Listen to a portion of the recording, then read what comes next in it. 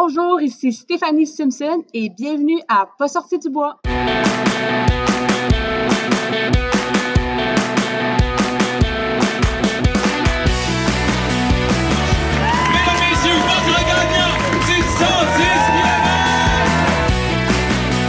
tu commences à te sentir bien en courant un ultramarathon, fais-toi-en pas, ça va passer.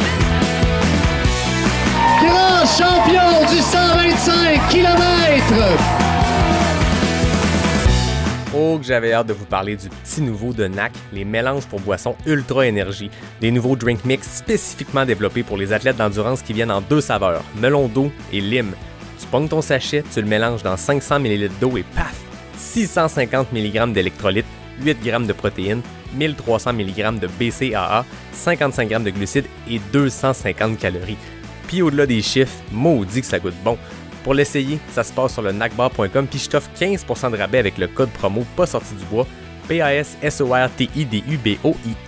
Let's go, allez essayer ça puis je vous souhaite un bon épisode. Ouais ben, on n'est pas sorti du bois, hein? Bonjour tout le monde, bienvenue à cet épisode numéro 98 de Pas sorti du bois.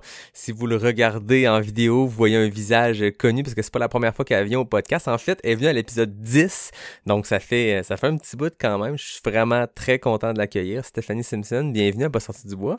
Bien, merci pour la deuxième invitation. Je suis super contente d'être de retour. Ben écoute, la dernière fois qu'on s'était parlé, tu revenais tout juste du championnat. Ben c'était un championnat mondial, mais tu étais dans l'équipe canadienne de la Backyard Ultra. Tu avais fait quelque chose d'assez exceptionnel. Puis les gens qui écoutent, qui n'ont pas écouté cet épisode-là, je vous invite à faire une pause sur celui-là. Allez écouter l'épisode 10 puis revenez. Vous allez apprendre à découvrir Stéphanie. Vous allez voir les changements qui ont pu s'opérer dans le podcast en 88 épisodes. Puis ça va faire une belle première partie, une belle introduction à là ce qu'on va parler. Tu reviens tout juste de l'Arizona où tu as complété un ultra assez fou. Ça fait quelques années que ça a lieu, le Cocodona 250. Ceux qui écoutent, c'est pas 250 km, c'est 250 miles. Fait qu'on va pouvoir rentrer dans le vif du sujet de ça, mais je suis vraiment content de te parler. J'ai hâte d'entrer dans le crunchy de ce qui s'est passé entre toi puis toi ou entre toi puis ton équipe dans cette course-là de 402 km. Je pense que ça va être bien intéressant. Ouais, je pense qu'il y a bien de la matière, puis on pourrait en parler longtemps. Avant qu'on commence, t'as-tu un drink de ton côté? T'as-tu de quoi à boire? Gin tonic, j'aime bien ça, là, les petites canettes. Seventh Heaven, c'est ça. C'est excellent ça. Ben écoute, ça met la table. Moi, de mon côté, ben comme d'habitude, j'ai mon partenaire Boréal qui m'a envoyé ce coup-ci une IPA du Nord-Est. Donc, cheers à toi. Merci d'être là, Stéphanie. Cheers. Donc, Cocodona 250, j'ai le goût qu'on fasse pas un voyage dans le temps, mais qu'on recule un petit peu. Les gens te connaissent, comme je l'ai dit, si vous voulez en apprendre plus sur Stéphanie, allez écouter l'épisode 10. On avait parlé un peu plus de ton parcours qui t'avait mené jusqu'à ces ultra-distances-là.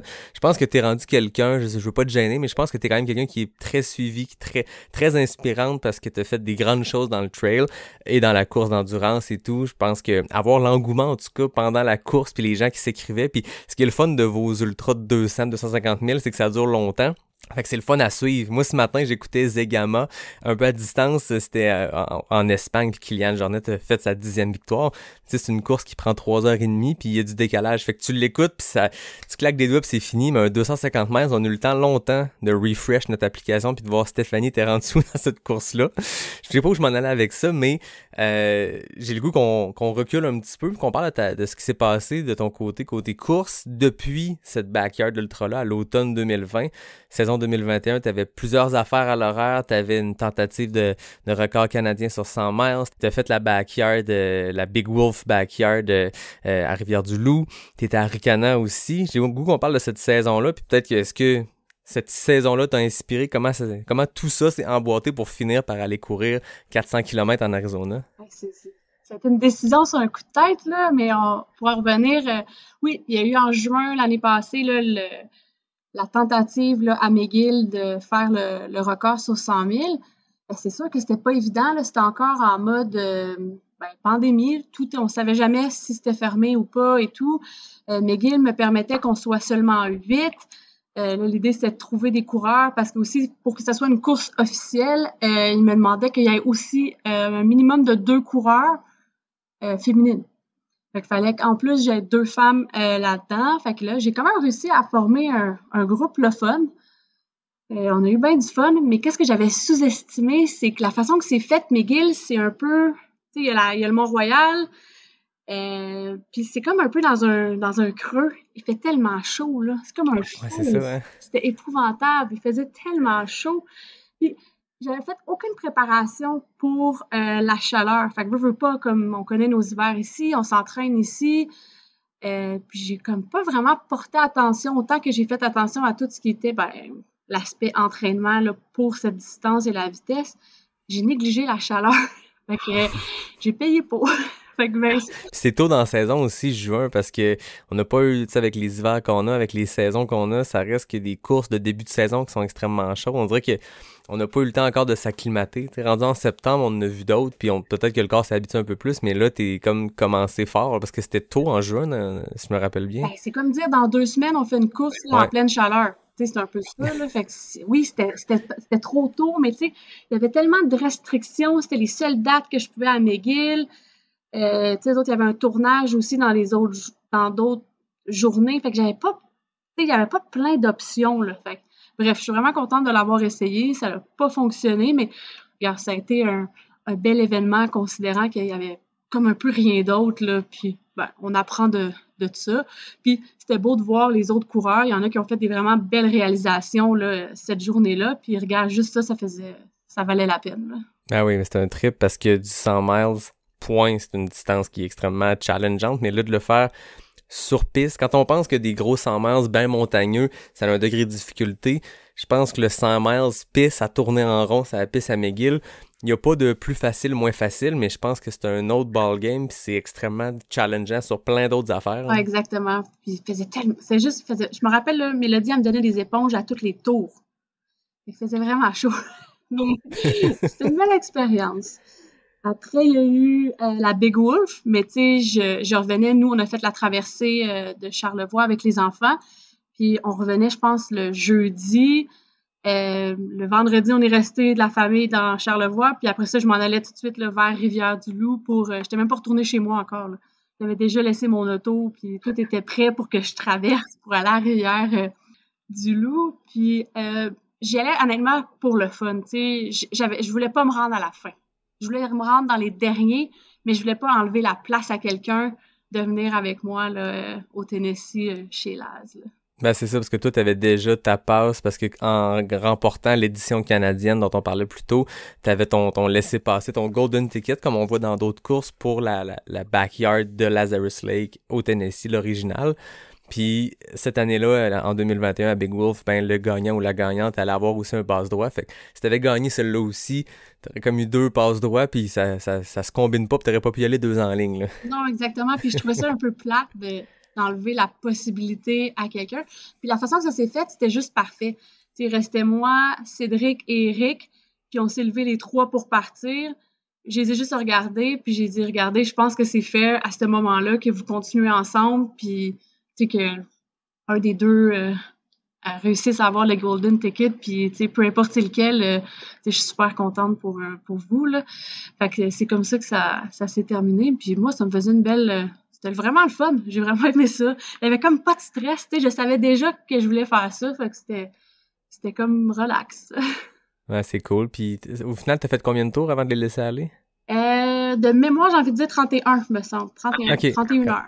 Fait quand même, là, c'est comme plus que, 200, je pense, 200 km. Ça fait un beau... Tu sais, c'était le fun parce que, tu sais, c'est des coureurs, le veux pas d'ici, versus que j'avais faite, au BC, je connaissais personne, là. Fait que, tu sais, c'est le fun aussi de donner des trucs ou, tu sais, de courir avec d'autres mondes. Fait que c'était vraiment le fun. J'ai l'impression que tu l'as vécu différemment parce que celle que, à l'épisode 10, on avait parlé de celle-là où t'étais arrivé un peu dernière minute, encore là, contrainte COVID avait fait que t'avais un voyage un peu vraiment dernière minute, t'arrives là, pas d'équipe de support, alors qu'on sait que sur une backyard, c'est l'équipe de support, comme n'importe quelle course, mais on dirait que dans ce format-là, c'est encore plus essentiel.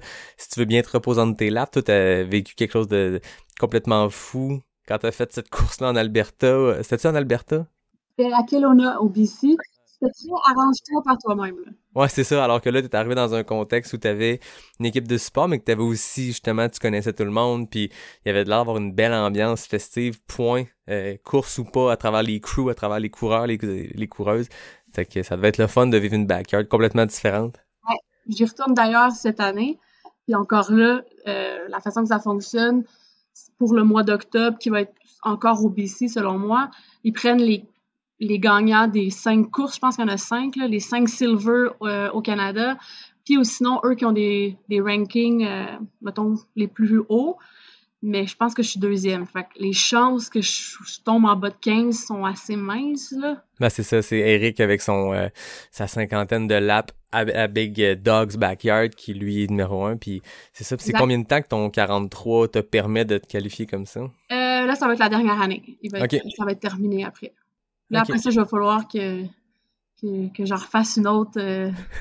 Je pourrais me rendre à la fin, là, la dernière. C'est ça. Puis ça, c'est cool. T'en as parlé, puis je l'ai pas nommé dans ta saison, mais c'est de quoi qui a été mis en lumière aussi via la Racine d'Or, parce que comme famille, vous avez été nominés, mais vous avez fait une traversée, de la traversée de Charlevoix avec ton chum et vos 3 enfants. C'est magique, cette histoire-là. Je veux dire, on vous voyait, on vous suivait encore là un peu sur les médias sociaux quand vous le faisiez, puis ça devait vraiment être trippant comme expérience de faire de quoi qui est complètement différent de ce que tu fais habituellement, mais qui reste de l'extrême endurance. Mais là, c'est avec 3 jeunes qui sont âgés de quel âge? Mais là, l'année passée, Charles avait 6 ans, Lucas avait 8 ans, puis Lola, elle avait 11 ans. C'est fou. Charles, il se retrouvait, je pense, le plus jeune, me semble, c'est ça qu'il avait dit, qu'il était le plus jeune qu'il l'avait fait. Il y a même une famille qui sont partis, je crois, après nous, puis ils ont sorti après 2 jours. Là. Fait que c'est pas nécessairement, c'est pas facile. Là. Puis ça prend quand même une famille assez soudée. Puis je pense qu'il faut quand même que les parents, pour eux, ce soit relativement facile parce que tu as quand même tout à gérer. Là. Mais qu'est-ce qui est vraiment merveilleux, c'est que je les avais tellement préparés psychologiquement avant. Ben, ça sera pas facile, il va y avoir ci, il va y avoir ça. Ce que les gens aussi disaient. Parce que les gens, il y avait beaucoup de personnes qui leur disaient « Hey, c'est bien trop dur », un peu comme moi et Maxime, on se regardait des fois, on est-tu des mauvais parents? Tu sais, est-ce que c'est trop dur? Puis on leur demande quelque chose qui est peut-être trop pour eux. Fait qu'on a dit, ben regarde, rendu là, on l'essaye, puis on verra qu'est-ce qui va arriver. Puis finalement, ils étaient tellement fiers, là. On a un peu dévié la fin parce qu'ils nous font finir dans un stationnement qui est un peu plate. Fait qu'on nous, on s'est organisés pour qu'ils finissent vraiment où Arikana finit, qu'ils descendent, tu sais, comme l'arche, comme quand tu finis une course, là. C'était tellement beau de les voir, là. C'était comme, hey, on a réussi! Ils étaient tellement fiers. Fait que non, cette année, d'ailleurs, on fait le Mont-Blanc. Ah, c'est vrai, vous faites le tour du Mont-Blanc? Au mois d'août. Wow! Là, ça va être un petit peu plus long, là, 170, mais vraiment comme la course, là. C'est le parcours de l'UTMB, en fait, c'est le sentier qui fait le tour. C'est malade, ça. Ouais. Mais c'est cool parce que je suppose aussi qu'eux, ils ont des référents, peut-être d'autres enfants de leur âge ont pas, parce que ils te voient toi, puis ton chum Maxime aussi, c'est un solide coureur. Il a fini Bromont l'année passée, il a fini plein de longues courses. Fait que je suppose qu'il baigne là-dedans parce qu'il vous voit accomplir ces grandes courses-là ou ces grands efforts-là d'endurance, puis eux l'ont fait sur du multijour. Ça devait être magique de traverser l'arche qui est là... en permanence au Mont-Grand-Fond l'été à cause du Arikana, la série Loup solitaire. Là. Exact, non, c'était vraiment beau. Fait que j'ai bien hâte cette année à la version 2. Hey, c'est malade, c'est un autre petite coche de plus parce que là, c'est 170 km dans les Alpes et tout, de refuge en refuge. Avec les enfants, vous pensez faire ça en combien de temps environ? Je pense que j'ai booké pour 9 ou 10 refuges. OK. Quelque chose comme ça. Fait que ça ressemble un peu à la même charge par jour. C'est sûr que là, il y a un peu plus de dénivelé, mais je pense que c'est moins technique que ce qu'on a fait. Ouais. Puis, ils sont un peu plus vieux. T'sais, ils ont 1 an de plus, ils ont un peu d'expérience. Bref, regarde, on va gérer ça au jour le jour, puis ça va bien aller. C'est vraiment trippant, c'est le fun que vous les ameniez à faire ça, puis je suppose, je t'écoute, il y a aussi un intérêt de leur part de le faire, c'est que là, l'année passée, ils ont dû vivre des émotions fortes, justement, à traverser cette arche-là, fait que là, quand tu dis on s'en va au Mont-Blanc et tout, c'est quoi le mot dans ce moment des jeunes à l'approche de ça? Là? Mais honnêtement, c'est vraiment drôle, eux autres, leur fun, c'est les collations. Fait que moi, je fais un gros sac avec plein d'affaires, là, un sac, c'est des jujubes, l'autre, en tout cas. Fait qu'à chaque matin, dans leur petite veste d'hydratation, là, bon, ils mettent du Kool-Aid parce qu'ils veulent du Kool-Aid. Puis là, ils choisissent leurs 3-4 collations, ils mettent ça dans leur poche, puis ils partent. Comme nous, là. Juste qu'eux, ils veulent des bonbons, puis des genres des affaires d'enfants, là. Puis ça, ils aiment ça, là. C'est vraiment leur fun, là. C'est choisir leur collation. Puis aussi, la règle, c'est tu peux manger tout ce que tu veux après. Ouais, c'est ça. T'as pas besoin de me le demander. Si tu veux manger une barre de chocolat après, c'est correct. Fait que, les autres, là, c'est comme, un autre, il y a plus de permissions. Fait que, il y a un effort, mais les permissions, en tout cas. Fait que, puis je pense qu'ils sont très fiers. Ils font après ça, les deux filles, en tout cas, ils ont fait des exposés à l'école là-dessus et tout. Fait que, je me dis que c'était pas je t'ai forcé puis tu peux plus jamais le faire, là. Sinon, ils n'auraient pas fait ça. Ah non, c'est clair. Mais je pense que ça leur montre autre chose. Puis, nous, on prône aussi que, je trouve là, que, surtout les jeunes filles sont peut-être pas assez poussées dans le sport. Fait que, je pense que comme parents, si nous, on fait pas un peu un effort pour un peu pousser, souvent, ils abandonnent, ils se trouvent pas bonnes, ils se trouvent grosses, ils se trouvent peu importe les raisons pour pas en faire. Mm-hmm. Versus si je regarde Charles, c'est un petit gars. À l'école, ils vont jouer au soccer, ils vont faire plus de trucs versus les filles, ils ont besoin d'un peu d'aide, là, tu sais. Toi, tu sentais-tu, mettons, à l'adolescence, ce côté-là? Je sais pas si t'étais sportive à l'époque, je pense pas qu'on était reculé aussi loin dans ta bio la dernière fois qu'on s'était jasé, mais tu ressentais-tu ça, toi aussi, quand t'étais plus jeune? Moi, j'ai joué au basket au secondaire, puis c'était pas mal juste ça qu'il y avait. J'ai joué même une année au rugby. J'aurais aimé ça qu'il y ait de l'athlétisme, mais il y en avait pas. Mais tu sais, moi, c'était un autre genre de personnalité. Tu sais, aussi, toi aussi, sûrement, tu sais, on allait jouer dehors. Tu sais, on allait. Moi, l'école, à ce temps-ci, on pouvait aller à l'école en vélo. Tu sais, déjà là, tu bougeais pas mal plus que maintenant. Mais tu sais, moi, j'étais fan du film G.I. Jane, là. Je pense en secondaire 1, là, j'écoutais ça, puis je réussissais à aller sur Internet quand c'était mon tour, puis que ma mère, elle me disait pas de débarquer, là. Puis je regardais les trainings, puis j'étais fascinée par ça, puis j'étais comme, hey, pourquoi qu'il n'y a pas une femme qui est là-dedans pour vrai? Dans ma tête d'enfant, c'était comme vrai, là, comme G.I. Jane. Fait que, tu sais, je pense que c'est vraiment pas pareil. Je pense que quand nous, on était plus jeunes versus les enfants d'aujourd'hui. Ouais, c'est intéressant comme point de vue, mais effectivement, il y a beaucoup de choses qui ont changé. Toi, tu sais, tu participes à des ultras autant sur route que sur trail, tu fais des backyards, puis dans des longues distances, puis dans des disciplines, dans des types de courses où justement on dirait que la distinction homme-femme, elle n'existe plus. T'sais, en extrême endurance, on le dit même que c'est le contraire. Souvent, je pense qu'il y avait une étude qui avait été faite que le 160 km est comme le point de bascule où, justement, dans les statistiques, dans les données qui sortent, il y a plus de femmes finishers quand les distances dépassent le 100 000, puis il y a plein de facteurs là-dedans, mais toi, c'est une source de motivation à travers ta pratique du sport puis de l'extrême endurance? Oui et non. Tu sais, le but, moi, c'est pas « Hey, je veux battre un homme », tu sais, c'est pas ça, mais c'est plus que si de l'autre côté, ça montre à d'autres femmes, soit peu importe l'âge ou des filles plus jeunes, que « Hey, c'est possible, tu peux être une femme puis tu peux t'accomplir dans le sport ». Tu sais, c'est plus cet aspect-là que je trouve, tu sais, merveilleux versus, tu sais, comme je ris, mais à Ricana, j'ai battu Eric Sensman de 2 minutes, puis tu sais, c'était comme, hey, tu sais, c'est un grand coureur, là, tu sais. Puis eux autres aussi, ils faisaient une vidéo, fait que tu sais, je l'ai croisé plusieurs fois pendant la course, mais tu sais, j'ai comme pas réalisé c'était qui avant un moment donné parce qu'il m'a aidé à traverser une rivière. Puis là, il m'a dit son nom, puis j'étais comme, hey, c'est comme un athlète full connu. Ah oui, c'est un athlète professionnel qui a fini... en fait, je pense qu'il a le record. 4 années en ligne, il est allé chercher un golden ticket dans des courses précédant Western State pour se qualifier. Puis, tu sais, Eric Sensman, il les appelle les Coconino Cowboys pour toute la gang de Flagstaff, ces coureurs élites-là, Jim Wamsley, toute sa gang. Mais effectivement, c'est vrai, moi aussi, j'ai remarqué ça. À un moment donné, quand on voyait les positions puis on se suivait, j'étais comme, fuck, elle court avec Eric Sensman, c'est quand même malade. Puis même le dernier ravito, on était assis un à côté de l'autre. Puis là, moi, en ce temps-là, j'étais avec Mélodie, puis tu sais, on y a parlé pendant un bout parce que nous, on avait un peu un problème de lumière rendu là. C'est un peu de notre faute, là, mais bref, ça commençait à être limite, là. Mélodie était rendue avec son téléphone là, pour éclairer pendant un bout, là, et puis elle avait juste une des deux frontales qui marchait, là. Fait qu'ils nous avaient un peu expliqué le chemin, là, juste pour qu'on soit sûr que ce soit correct, mais c'était vraiment correct, mais je pense que lui aussi, il avait hâte que ça finisse. Ouais, c'est clair. Ben, c'est cool. Je comprends que c'est pas la raison principale de courir, de battre des hommes, mais ça reste que je pense que de voir des femmes qui performent bien dans de la longue distance, dans de l'ultra-distance. Tu sais, je pense que c'est en 2020 où le taux de participation des femmes sur le 125 à Arikana était très bas. Ça a donné comme ça cette année-là, mais je pense que c'est caractéristique des longues distances, des longs ultras au Québec. Puis l'année d'après, 2021, l'année à laquelle tu as participé, le taux avait déjà pas mal augmenté par rapport à l'année précédente. Puis tu sais, est-ce qu'on peut simplement l'attribuer à une chose? Non, je pense que c'est une série de plein de facteurs.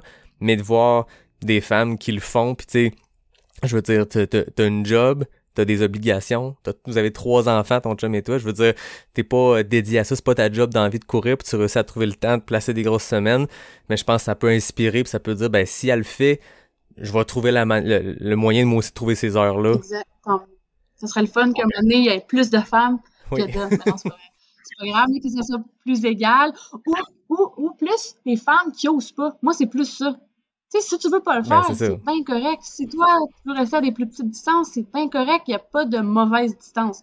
Mais si toi, ton rêve ou ton but, c'est de le faire, mais go. Tu sais, il y a rien qui t'empêche. Fait que c'est plus ça. Tu sais, c'est plus ces personnes-là, femmes ou hommes, go. Tu sais, t'es capable. Tu sais, c'est plus ça qu'on veut un peu pousser à se rendre à le faire. Mais je pense que les ultra-distances, qu'on tombe dans peu importe le type d'ultra 50 km et plus, quand tu commences à courir, quand tu te mets à t'intéresser, quand tu découvres ce que c'est, puis tu fais fuck, il existe plus que le marathon, ça peut sembler une montagne littéralement, mais je pense que de mettre en lumière des coureurs, des coureuses, puis avec le podcast, j'espère que ça peut motiver aussi des gens, parce qu'on parle je parle à 95% de gens qui font ça pour le fun, peu importe le niveau, que ce soit des niveaux élites ou pas, des mid-packers, des backpackers, des gens qui font de la longue randonnée, peu importe, c'est la grande majorité de ces gens-là, c'est pas des professionnels. Tu sais, je pense sur 98 épisodes, j'ai dû parler à 3 professionnels, puis 95 monsieur, madame, tout le monde. Fait que tu sais, c'est ça aussi, c'est de montrer que c'est possible d'atteindre des très, très grandes choses pour le commun des mortels. Je pense que c'est ça la beauté aussi des sports d'extrême endurance. C'est que c'est un peu à la portée, je vais pas dire de tout le monde, mais je pense que quand tu veux mettre les efforts pis t'es prêt à être patient parce que c'est des années de build-up vers ça, c'est tout à fait possible. Versus parfois, des fois, des sports, tu sais, le 100 mètres, je veux dire, même si j'avais commencé à essayer de faire le 100 mètres, je veux dire, je mesure 5 pieds 6, puis j'ai des gros mollets. J'aurais pas pu faire du 100 mètres rapide puis faire du 9 secondes. Par contre, je suis capable de courir un 100 mètres, mais ça a pris des années, mais c'est possible. Puis je suis monsieur, madame, tout le monde. J'ai jamais été un athlète d'exception j'ai fait bien des sports, puis j'ai pas été très bon dans beaucoup de sports, tu sais. J'étais le gars average dans tous les sports. Mais je pense que l'ultra-distance permet d'atteindre des choses parce que justement, c'est plus juste la performance qui est important, c'est la distance, c'est de compléter quelque chose puis d'atteindre tes objectifs, que ce soit du 25K en sentier ou du 402 km en Arizona. Exact. Puis tu sais, comme ils disent, tu sais, tous les pros, ils ont déjà été amateurs, puis aussi, tous les experts ont déjà été un débutant. Fait que tu sais, c'est la même chose pour tout le monde. Tu sais, moi, j'ai commencé à faire mon premier ultra en 2015. Avant, avec un background de course de quand même plusieurs années, du marathon et tout là-dedans. Fait que, tu sais, c'est pas du jour au lendemain, là. Exact. Puis même de 2015 à maintenant, où que je vois où que ça a fait la plus grosse différence, c'est l'aspect mental. Ouais. C'est là que, à un moment donné, je pense que tu comprends, tu te connais mieux, puis tu développes vraiment cette capacité mentale-là. Fait que là, après ça, tu dis, ben, je suis pas arrêtable, mais un peu. Tu sais, OK, mais c'est pas, comment dire, si je veux le faire, OK, je sais que je peux le faire. C'est plus cette genre de mentalité-là. Puis je trouve qu'après, ça va dans n'importe quoi. Tu sais, que ce soit au travail, un projet, se lancer en affaires, peu importe. Je pense que les coureurs d'ultra, sûrement, ou sûrement d'autres coureurs aussi, mais qui ont un peu cette capacité mentale-là, je trouve que tu vois vraiment une différence. C'est pour ça souvent qu'on voit des personnes business haut qui font quand même beaucoup de sport, tu sais. Parce que je pense que c'est un bon complément, là. Un va plus sans l'autre, là. Y a-tu un déclic, tu dis en 2015 puis aujourd'hui, t'as comme compris cette game-là, que le physique, tu l'avais atteint d'une certaine manière, mais que, à un moment donné, c'est le mental qui embarque, puis c'est ça qui fait qu'il y en a plus de distances qui sont trop grandes. T'as-tu un déclic ou c'est une somme de plein de choses qui se sont passées? Ben, c'est sûr que moi, ça m'a pris, j'ai déjà dit, là, 3 fois avant de réussir un 100 miles. J'avais comme une barrure psychologique à 120. À 120, là, c'était comme si je doutais de moi. Jusqu'au jour que je dis, OK, ça sert à rien, j'ai beau faire tous les entraînements du monde, être super prête, si je corrige pas cet aspect-là, j'y arriverai jamais. Fait que ça a été avec Javelina. J'ai dit, OK, là, ça suffit, c'est là que ça se passe. Puis à partir de là, c'est sûr qu'après de course en course, c'est un apprentissage, tu apprends d'autres choses, tu développes d'autres skills et tout. Mais je te dirais que c'est vraiment à partir de là qu'il y a eu un genre de déclic. Puis je me suis dit, OK, moi, j'ai une phrase que je me dis depuis que je suis vraiment petite, là, je veux réussir, je peux réussir, je fais de mon mieux. Puis c'est comme si là, je dis, OK, c'est ça que j'applique aussi, puis ça va marcher. Puis, tu sais, laisser aussi faire les gens, des fois, qui te disent de ton entourage, hey, c'est ben trop, ou t'es pas capable de faire ça. Maintenant, j'écoute même pas, là. Ouais, C'est pour me dire que je peux pas le faire, que je le réussirai pas. Même exemple, quand j'ai fait le 100 000, c'était un peu ambitieux, là. Puis je suis 100% consciente de ça, là. Tu sais, c'est quand même vite. À distance, ça va, mais c'était quand même vite, là. Tu sais, ça demandait une moyenne vite, là, de 5,40, considérant que, tu vas avoir des arrêts puis tu vas manger. C'est quand même ambitieux, je sais. Mais moi, je suis du genre, si je l'essaye pas, si je me, comme on dit, casse pas les dents, je le saurai pas, tu sais. Puis qu'est-ce qui est pire? Avoir essayé puis ça marche pas, ou de juste jamais l'avoir essayé par peur. Ouais. Fait que, moi, je l'essaye. Puis si ça marche pas, ça marche pas. Puis c'est pas grave. Oui, puis tu sais qu'on parle d'abandon ou d'objectifs qu'on n'atteint pas. Des fois, le mot rapide, c'est l'échec, tu sais. Puis moi, je ramène tout le temps le DNF, ce que ça veut dire, c'est did not finish. C'est pas failed. Tu sais, quand tu vois une course, mettons, là, j'envoie justement un petit coup de chapeau à Pierre-Luc Fortin d'Ultra Lala Podcast qui a did not finish, un abandon à 620 km à l'Infinitus, 888 km. Le gars a quand même bien couru 620 km consécutifs. Au final, c'est pas un échec, c'est pas un abandon, c'est un did not finish. Il s'est pas rendu à l'objectif qui était le finish, mais c'est pas une fin en soi. Puis, je veux dire, tu peux pas qualifier ça d'échec quand le dude a couru 620 km dans les montagnes du Vermont. C'est hallucinant ce qu'il a accompli. Puis pareil pour n'importe quel DNF, pour peu importe les raisons, tu sais. Tu l'as essayé, puis on l'entend souvent, puis je l'ai répété plein de fois, mais ça me dérange même pas de le répéter une autre fois, mais souvent, le plus gros accomplissement, c'est de te pointer à la ligne de départ, parce que il y a du travail en arrière, tu sais. Une journée, une course, une fois, il peut y avoir 1000 affaires qui se passent. Des fois, on a des journées exceptionnelles, puis on sait pas pourquoi, mais on vole ses sentiers, puis des fois, on n'a aucune idée pourquoi, puis c'est une mauvaise journée. La digestion passe pas, on sait pas pourquoi. C'est tellement circonstanciel sur une journée, un moment, mais peu importe ce qui se passe le jour de la course, il y a un build-up derrière ça. Puis si tu penses que tu as fait tout ce que tu pouvais faire pour arriver à cette course-là, au mieux de tes compétences, au mieux de tes qualités, après ça, il arrivera ce qui arrivera le jour de la course. Ça reste que tu peux être fier de tout ce qui s'est passé avant, puis c'est ça qui est le plus impressionnant. T'sais. C'est pas une journée réussir une performance de X nombre d'heures dans le bois. C'est tous les matins que tu t'es levé quand il faisait fret. C'est les séances d'intervalle avec le vent de face, puis c'est les montées, les descentes que t'as sacrées, puis c'est de réussir à tasser dans ton horaire des choses pour trouver le petit moment pour aller courir, puis c'est là qu'il y a l'accomplissement. Là. Exact. Puis en parlant de DNF, moi, à Ricana, sur le 125, l'année passée, j'ai DNF. Et puis, c'était bien correct avec ça. Il n'y avait pas de... À la limite, comme j'ai déjà dit, j'avais l'impression, pour vrai, moi, j'ai commencé à faire de la trail, ça fait pas si longtemps que ça. Fait que, j'en ai eu il a fallu que j'apprenne, il a fallu que je tombe plusieurs fois, puis encore, c'est un apprentissage. Puis à Ricana, j'ai dit, hey, wow, je suis vraiment pas là.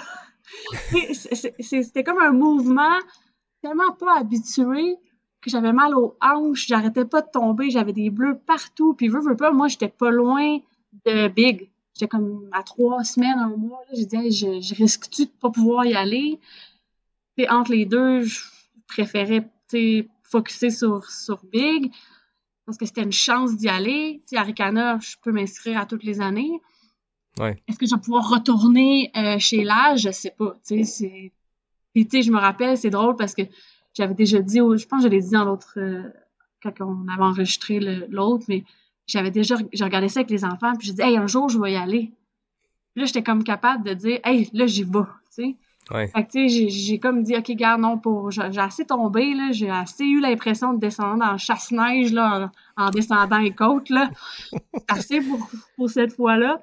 Je sais sur quoi travailler. Puis je vais revenir l'année prochaine, mais là, je vais être vraiment prête. Fait que, Ouais, tu c'est sais, ça. puis à la limite, je trouvais ça vraiment drôle. Tu sais, autant que la distance, moi, je regardais, là, des fois, j'arrivais au ravito, là, puis le monde était à moitié mort. Puis là, moi, j'étais comme, moi, j'ai juste mal partout. Genre, bon, tout va bien, là, mon mental, je trouve ça drôle, mais hey, j'arrête pas de tomber, j'ai mal, là, j'ai mal à la hanche, j'ai jamais mal à la hanche, tu sais, c'était juste, faut en rire, là, tu sais, moi, je fais ça pour le fun, là, fait que... Ben oui, c'est juste de la course au final, là. Exact. Fait que, ouais, c'était un DNF. Puis, après ça, ma saison, j'ai comme pas été vraiment chanceuse, là. J'ai eu le zona, puis une péricardite, que j'ai découvert que j'avais la péricardite chez Laz. Fait que, OK. Directement là-bas. ouais, fait qu'à un moment donné, je me sentais vraiment bizarre. Et puis, tu sais, j'ai des battements de cœur là, épouvantables, même au repos. Là, je me rappelle une nuit après, là, je me suis réveillée dans la nuit, là, je pensais que j'allais faire un arrêt cardiaque. Là. Fait que ça a pris, c'est comme une inflammation de l'enveloppe du cœur là, qui appelle. J'ai aucune idée c'est dû à quoi. Ça a l'air que des fois, suite au zona, c'est possible, mais même le zona, c'est un OK. peu jeune là, pour avoir ça. Mais bon, Ouais. vraiment, c'est comme 55 ans et plus, parce qu'il offre le vaccin pour les genre 55 ans et plus. Anyways. Fait que j'ai eu ça, mais là, j'étais comme, hey, je vais-tu quand même, suite au Zona chez Laz, là, je pourrais peut-être plus y aller. Fait que j'étais allée pareil, mais j'étais consciente que c'était pas optimal, puis j'allais faire mon possible. Je pense que j'ai fait 29 heures. Ce qui est pas gênant. Mais il est vraiment pas facile non plus, le parcours à Laz, là. La boucle de trail, c'est 350 mètres de dénivelé. La route, c'est, mettons, 80. Fait que veux pas, à un moment donné, ça s'accumule, là, tu sais. Ouais, c'est ça. Ça paraît, là. Quand j'ai vu qu'ils se sont rendus à 80 quelques heures, là, j'étais comme, hey, ça commence à faire du dénivelé, là. Ah, ça n'a pas de sens en termes de dénivelé. Je me rappelle, je me rappelle pas là, mais quand ça avait été Ah non, c'est beaucoup, là. mentionné, le nombre de dénivelés positifs et négatifs qu'Harvey Lewis avait fait, ça avait aucun sens, tu sais. Déjà, le 85 heures de course a pas de sens. 82 heures, je me rappelle plus, mais ça donnait comme du 17 000 mètres. Je me pas dit J'avais envie de n'importe dire quoi, 20 mais 000, fait que ça fait du sens. c'est ça, c'était énorme, là, tu sais. Ouais. Puis c'est quand que c'est arrivé le coup de tête de t'inscrire à Cocodona? Bon. Moi, quand j'ai commencé à courir, les ultras étaient pas full, tu sais, c'était pas vraiment connu, là. Tu sais, t'avais Badwater. Et puis, là, ça, je te parle de 2007-2008. Fait que, j'étais comme fascinée par Badwater. J'étais comme, hey, je comprends vraiment pas comment quelqu'un peut courir 217 km dans ces conditions-là. Il y a quand même un peu de dénivelé, même si c'est de la route, là. Je sais pas exactement. Puis j'ai comme resté fascinée par cette course-là qui est super vieille, là, quand même. Puis ça fait 2 fois que j'applique, dont cette année. Puis ils m'ont pas pris. Dans le fond, la raison, ben, parce qu'il m'a quand même écrit, il m'a dit, t'as pas fait de 100 000 dans les derniers 13 mois. Parce que une des règles, c'est oui, il faut que tu en aies fait 3, mais il faut que tu en aies un récent. Et moi, j'étais comme dans ma tête, j'ai fait 3 backyards. J'ai fait plus Ouais, que c'est ça. 100 000 les 3 fois, fait que c'est assez. Mais les backyards comptent pas. OK. Fait que là, j'en avais pas fait dans les 13 derniers mois. Fait que là, j'ai dit, hey, c'est plate, mais qu'est-ce que ça marche pas.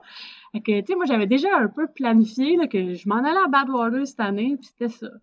J'avais même déjà demandé à Mélodie, hey, t'es-tu disponible au mois de juillet, puis tout. Fait que là, il y a Alexandre Benoît qui est inscrit d'ailleurs, que finalement, ben, c'était pas sa journée, là, qui me parle de Cocodona. Je me rappelais de l'année passée, Maggie qui avait gagné et tout. Je disais, hey, je regarde ça, je dis, hey, ça commence à être long là, pour moi, là, 250 miles.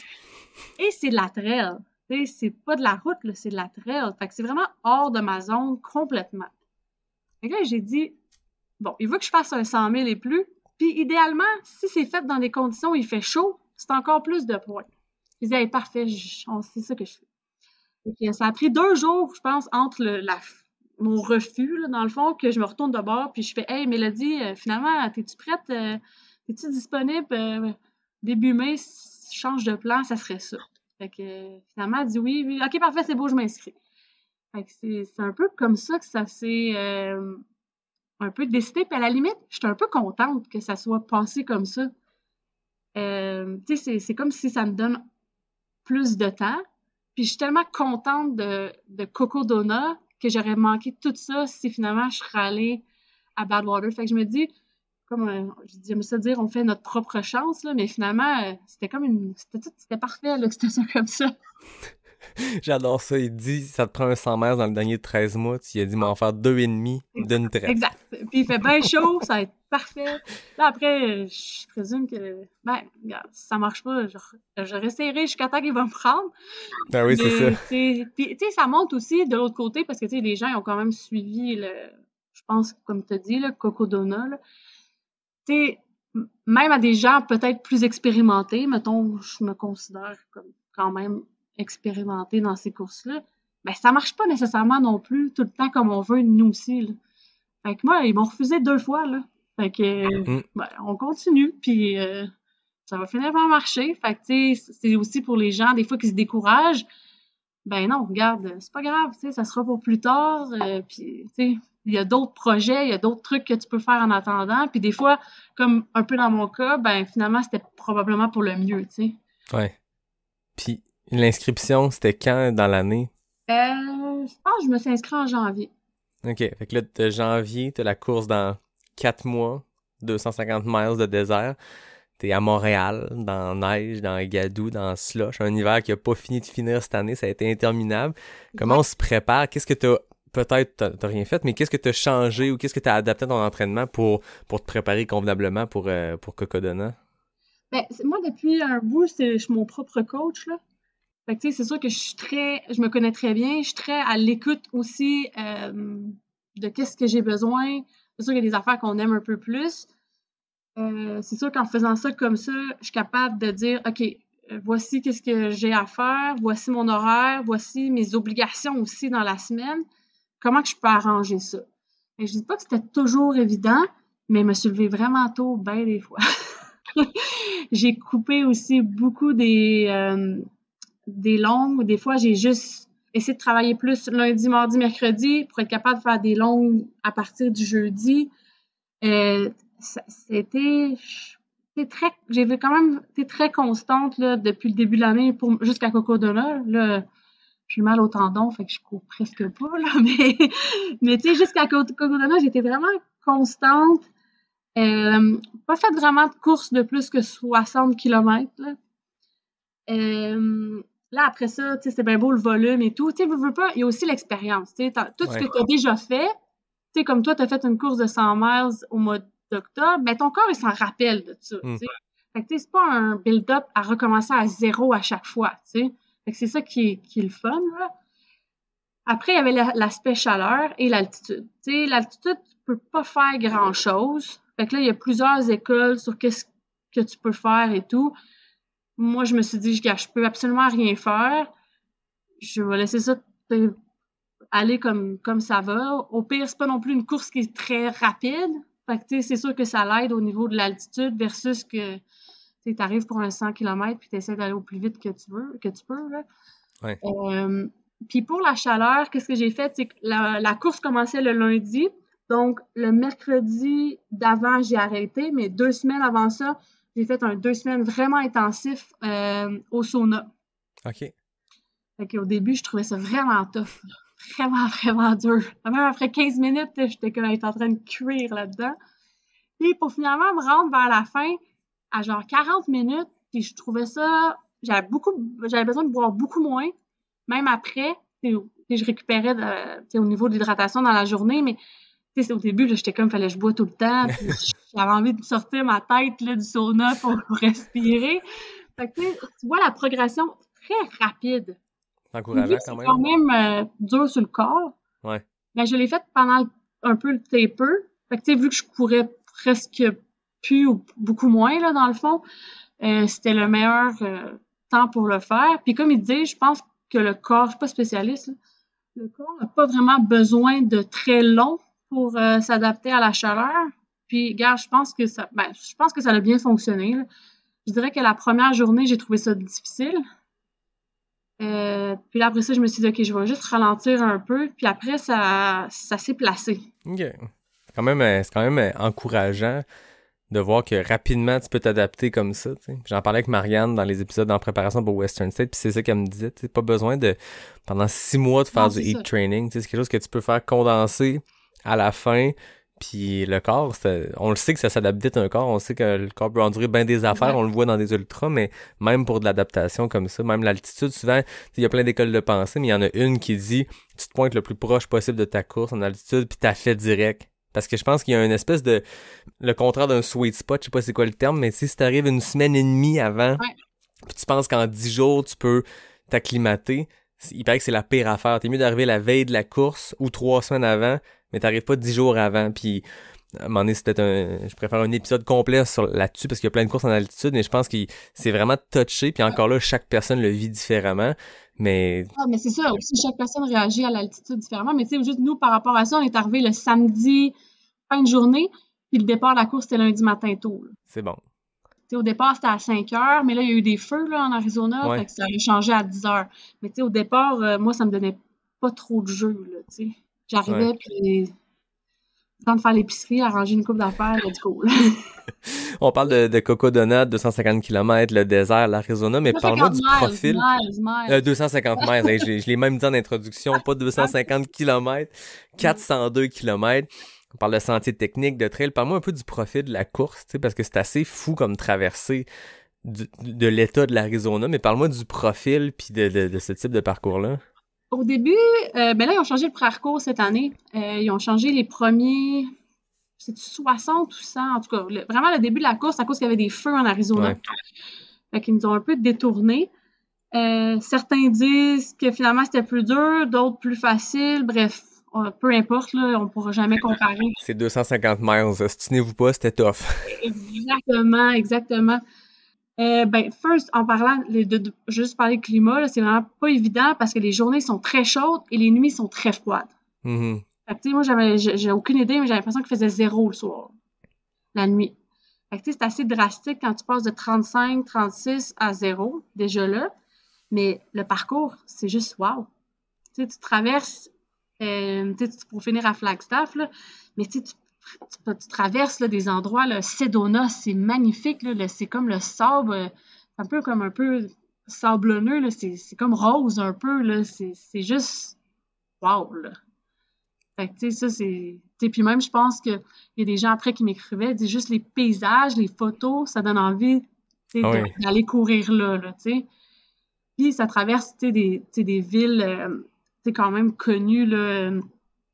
Je ne vais pas tous les nommer, là, mais au pire, on mettra la carte, là, mais c'est vraiment... Je pense que c'est le parcours le plus beau que j'ai fait à date, là. Ouais. Mais on dirait que l'Arizona est un peu devenu une mecque du trail.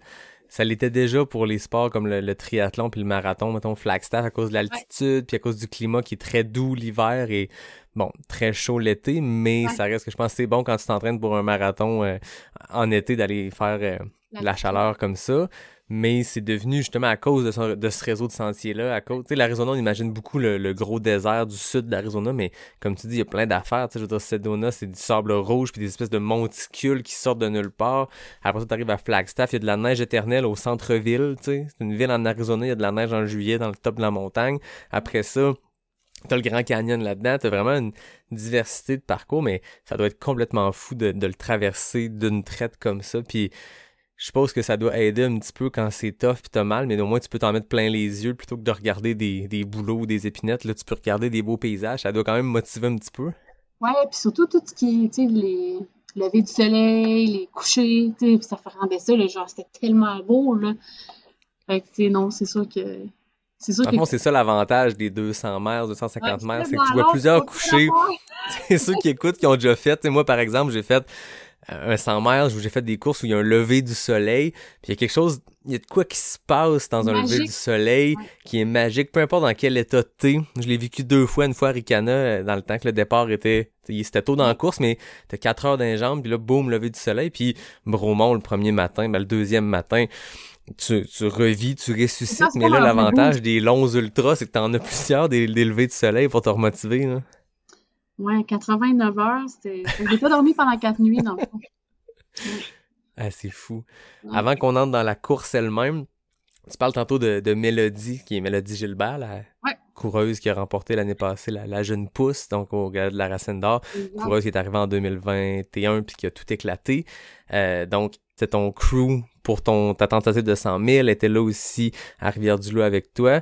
Qui d'autre t'avais dans ton équipe de sport pour Cocodona? Marie Laforce, qui court, mais tu sais, pas nécessairement une coureuse connue. Elle fait partie du 6am Club, mais tu sais, quelqu'un de très positif tout le temps. Puis un peu quand j'en ai parlé, que je voulais aller là et tout, hey, c'est magnifique, moi je veux venir. Fait que, parfait. Et puis l'autre personne, c'est Kevin, dans le fond, mais Kevin était vraiment plus là pour tout ce qui est le vidéo, les photos. C'est sûr qu'il a aidé aussi. Il a même fait 2 sections avec moi, les plus petites, là, je pense vite, là, j'ai envie de dire un 8 puis un genre de 13 km. Là. Quelque chose comme ça. Mais tu sais, il aidait les filles et tout, là, puis c'est lui qui a permis qu'on ait un souvenir de cette histoire et cette aventure-là, plutôt. Puis comment on se prépare en amont? Là, on parle de la préparation physique, mais la préparation de crew, parce que tu le disais, 89 heures, puis je suppose que tu visais un ballpark plus large aussi, là, ça peut prendre 80 comme 120, je sais pas, puis comment on se prépare logistiquement, les rôles de chacun, c'était quoi l'organisation de ton équipe de sport? J'étais vraiment chanceuse de... Tu sais, comme souvent dans la vie, je suis juste bien entourée, là, mais là, c'était vraiment ça, c'était comme, j'avais choisi, c'était juste parfait. Marie était un peu plus, tu sais, on avait loué une van, tu sais, comment t'appelles ça, une genre de van life là, que t'habites, là, mon frère. Elle en a une. Fait que, tu sais, moi, j'aurais demandé à Mélodie de conduire ça, elle m'aurait dit, oublie ça, tu sais. Fait que, tu sais, elle connaissait ça, tu sais, fait que tous ces éléments-là, fait que ça, c'est sûr que ça l'aidait. Fait que, tu sais, Marie, je pense, était un peu plus logistique, puis Mélodie, un peu plus, style, un peu plus coach, là, tu sais, OK, non, regarde, là, t'as assez, là, tu manges ça, tu sais ça, check ça, tu sais, un peu plus... par expérience aussi, elle en a fait d'autres, elle m'a déjà aussi été support dans d'autres. Tout ce qui est nutrition, à un moment donné, j'avais juste les pieds, on appelait ça soin des pieds chez Mélo. Mais chacun faisait un peu leur rôle. Puis, honnêtement, là, j'arrivais là, j'avais rien à faire. Le rêve. Puis c'était juste merveilleux. Il passait pour moi, avec moi, là, c'était une station. J'ai même pas étudié vraiment le parcours avant d'arriver là, pour être honnête, parce que j'étais un peu comme ça. C'est parfait. Je savais qu'il y avait 21 sections, puis moi, j'arrivais une, puis j'étais comme, OK, bon, expliquez-moi la prochaine. OK, 20 miles, et à peu près 1000 mètres de dénivelé. OK, ça ressemble à quoi? C'est courable? OK, oui, ça, non. OK, parfait. Il me disait qu'est-ce qu'il avait mis dans mon sac pour manger. Des fois, j'étais comme, ah non, ça me tente pas. OK, il l'enlevait, puis ça ressemblait à ça. Et c'était juste comme parfait. Puis à partir de, je me rappelle pas exactement, mais 100 km à peu près, j'avais le droit d'avoir des pacers. Fait que les filles ont vraiment couru ou m'accompagner dans le silence pendant longtemps.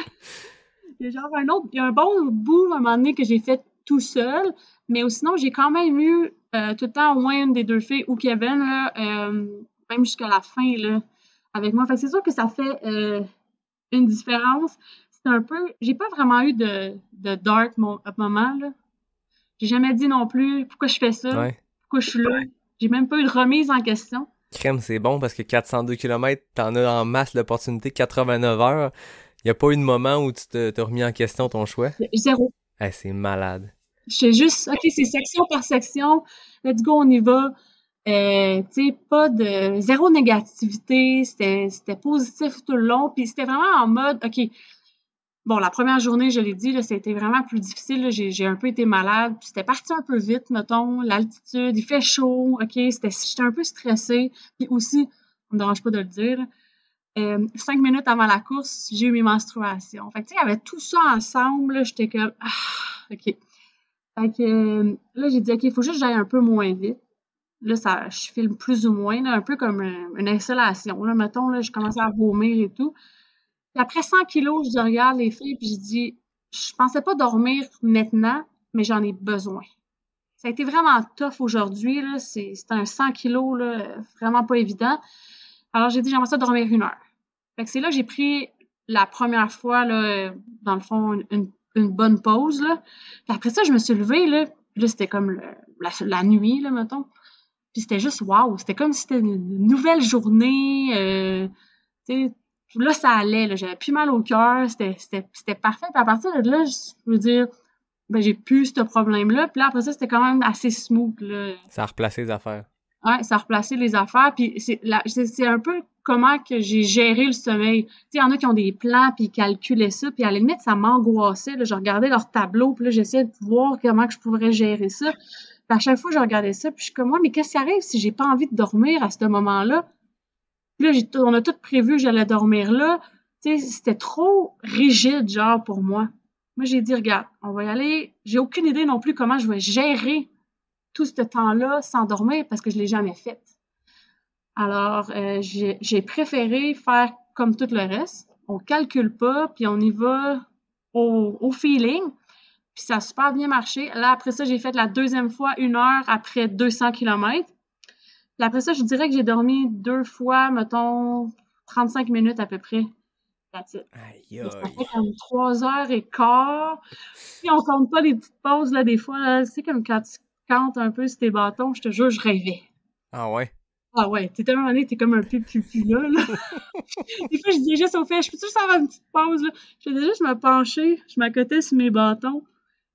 Puis là, je rêvais. C'est malade. Ouais, c'était quand même. Puis en parlant de bâtons, je savais même pas comment ouvrir mes bâtons avant de partir. On était là les trois en train de regarder mes bâtons pour dire, ça te donne-tu une idée que je les ai pas pris plein de fois? Fait que, tu sais, il y avait une affaire nouveau dans ça. Puis à la limite, je trouvais ça parfait. Tu sais, c'était...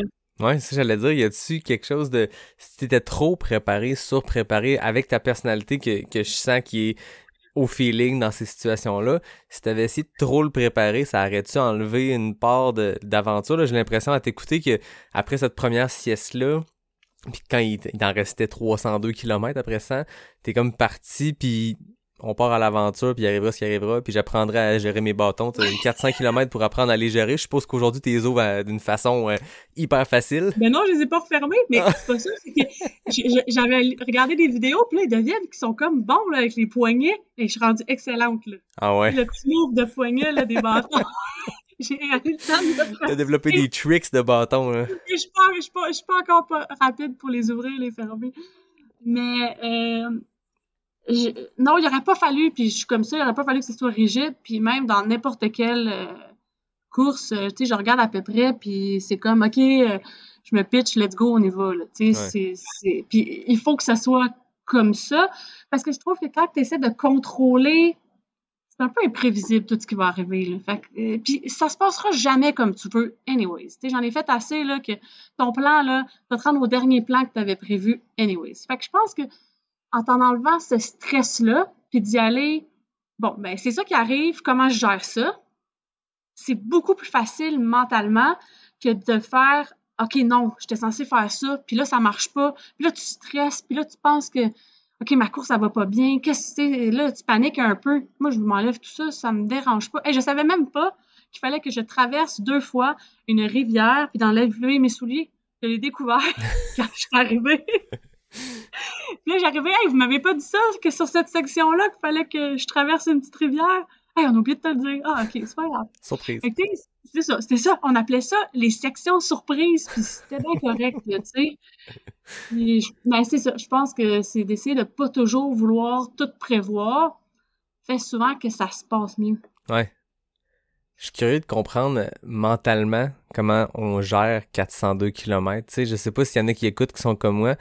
Moi, je le sais que des fois, je vais me dire il reste tant de kilomètres, puis c'est pas une bonne idée parce que c'est trop tôt dans la course, puis ça peut avoir l'air d'une montagne, peu importe c'est quoi la distance. Comment on se prépare mentalement, ou comment, sans préparation, comment ça se passe dans ta tête à mesure que tu avances, puis que tu sais que ce qui s'en vient, c'est des centaines de kilomètres. Tu vois-tu le big picture? Tu découpes ça en sections? Je veux mettre une loupe sur ce qui se passe dans ta tête quand tu te lances sur 402 km.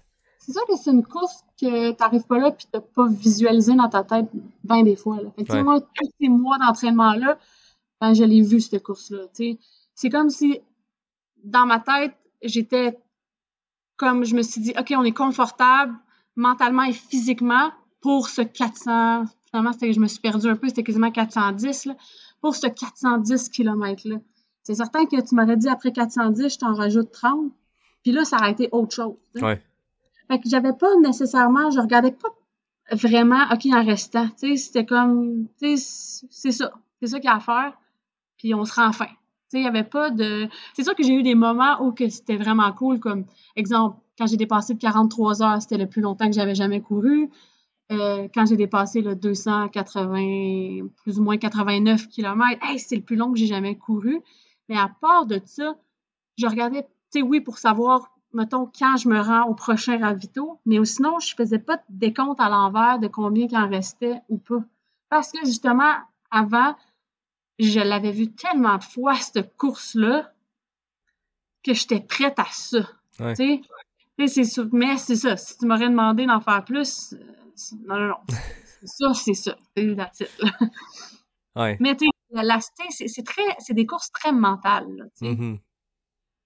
Fait que, puis ça se développe. Tu sais, souvent, les gens, ils pensent que, tu sais, c'est juste physique, il faut que tu sois vraiment en forme. Non, tu sais, si mentalement, tu es prêt, à la limite, si c'est ça ton aspect plus fort, tu vas probablement être meilleur que quelqu'un qui est vraiment nul mentalement, mais qui est très en forme, tu sais.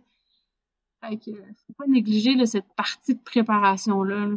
Ouais, puis le bagage aussi d'expérience, de course en course, on finit. À un moment donné, tu te mets à faire d'autres courses, puis là, tu sais que ça sert à rien de compter de même, fait que tu te mets à compter différemment, ou tu te mets à plus compter pendant tout, mais on finit par se connaître aussi nous-mêmes, puis à je sais pas, désamorcer des choses qui se passent, des tricks mentales qu'on sait que, hey, regarde pas ta montre en ce moment, parce que tu sais que tu veux juste calculer il en reste combien. Check ta montre si c'est pour voir dans combien de temps le prochain ravito est, si c'est pour voir si tu serais dû pour boire, mais si tu te connais puis tu sais que si tu checkes ta montre, ça va être pour calculer inversement puis tu vas être découragé du chiffre, regarde-la juste pas puis on finit par chacun trouver ces petits trucs, mais comme tu dis, c'est des expériences de vie d'une part puis en course aussi, tu sais. T'en as fait en masse des événements pour, je suppose, te connaître par cœur puis savoir quoi désamorcer, quoi amorcer, sur quel bouton peser. Tu sais, des fois, il y a ça aussi, on sait sur qu'est-ce qui nous fait du bien. Tantôt, tu parlais de tes enfants qui, dans les longues randonnées, ont le droit à certaines collations. Ça me faisait penser à Marianne qui me disait que à travers son plan nutritionnel un peu plus calculé pour la Western State, elle va prévoir des Oreos puis des chips d'un ravito parce qu'elle sait qu'il va avoir besoin de ça à un moment. Elle va cliquer là-dessus, elle va prendre une chip, puis ça va peut-être y amener quelque chose, un deuxième souffle, puis repartir, tu sais. Mais c'est important. Puis tu sais, honnêtement, tu sais, je pense qu'il a fait une photo là-dessus, puis c'est drôle, mais c'est vrai, moi j'adore le fromage. Puis souvent, sur les longues comme ça, je vais manger du fromage, c'est souvent qu'est-ce qui passe le mieux. Tu sais, c'est calorique, c'est gras, je mange pas rien que ça, là. Mais je pense que j'ai passé au travers 2 briques de fromage pendant la course. Ça marchait! Voilà. Tu sais, des fois, qu'est-ce qui marche une fois va peut-être pas marcher une autre fois. Fait que, tu sais, moi, la veille, on est allé à l'épicerie, puis je regardais qu'est-ce qui me tentait, puis, tu sais, c'était un peu ça. Fait que là, j'arrivais, puis il m'avait fait une genre d'assiette buffet, là, il y avait un peu de tout, puis je choisissais qu'est-ce que j'avais envie de manger. Mais c'était ça. Puis, tu sais, essayer de, tu sais, moi, j'aurais juste dit faire attention au niveau des protéines, parce que c'est tellement une longue course, c'est dangereux pour la dégradation des muscles. Tu sais, ça, c'est un aspect que sur des courses plus courtes, on n'a pas besoin de faire attention. Mais là, sur comme quasiment 4 jours, il faut faire attention à ça. C'était un peu ma seule, mettons, la seule affaire que je leur ai dit. Tu sais, faites juste vous assurer que je prends assez de protéines, that's it. Puis j'ai peut-être même bu trop de trucs avec des électrolytes. Ah ouais. Parce qu'à un moment donné, là, j'avais les 2 bords de la langue tout brûlés. Ouais, fait que tu sais, ça, j'aurais jamais pensé que c'était possible, et je vous le dis, ça fait très mal. Soyez prudents avec les électrolytes. Les 2 bords, là, c'est épouvantable.